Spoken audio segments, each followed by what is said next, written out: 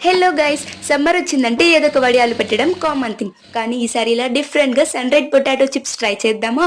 ముందుగా కావాల్సినన్ని పొటాటోస్ తీసుకొని పీల్ ఆఫ్ చేసుకుని చిప్స్ స్లైసర్ తో కట్ చేసుకుని 2-3 టైమ్స్ నీట్ గా వాష్ చేసుకుందాం. ఇప్పుడు మరొక గిన్నెలో వాటర్ తీసుకొని తగినంత సాల్ట్ యాడ్ చేసుకుందాం. సాల్ట్ ఎక్కువ యాడ్ చేసుకోవద్దు, మళ్ళీ ఉప్పగా ఉంటది. ఇప్పుడు కట్ చేసుకున్న స్లైసెస్ అన్ని కూడా యాడ్ చేసి ఒక 10-15 మినిట్స్ వరకు అలాగే బాయిల్ చేద్దాం. పొటాటోస్ ఈజీగానే బాయిల్ అయిపోతాయి. అలానే మరి ఎక్కువ బాయిల్ అవ్వద్దు, తక్కువ బాయిల్ అవ్వద్దు, మీడియం గా ఇలా బాయిల్ అవ్వాలి. ఒకసారి ఇట్లా పట్టుకొని చూస్తేనే అర్థమైపోతుంది. ఇప్పుడు వాటర్ అంతా స్ట్రెయిన్ చేసేసి చిప్స్ వరకు తీసుకుందాము. సన్ లైట్ పడే ప్లేస్ లో ఒక క్లాత్ పరిచేసి ఈ చిప్స్ అన్ని కూడా దాని మీద ఈవెన్ గా స్ప్రెడ్ చేసేసుకోవాలి. ఎన్నో రోజులు డ్రై చేయాల్సిన అవసరం లేదు, జస్ట్ 1 డే సరిపోతుంది. మార్నింగ్ ఆరబెడితే చాలు, ఈవినింగ్ కల్లా డ్రై అయిపోతాయి.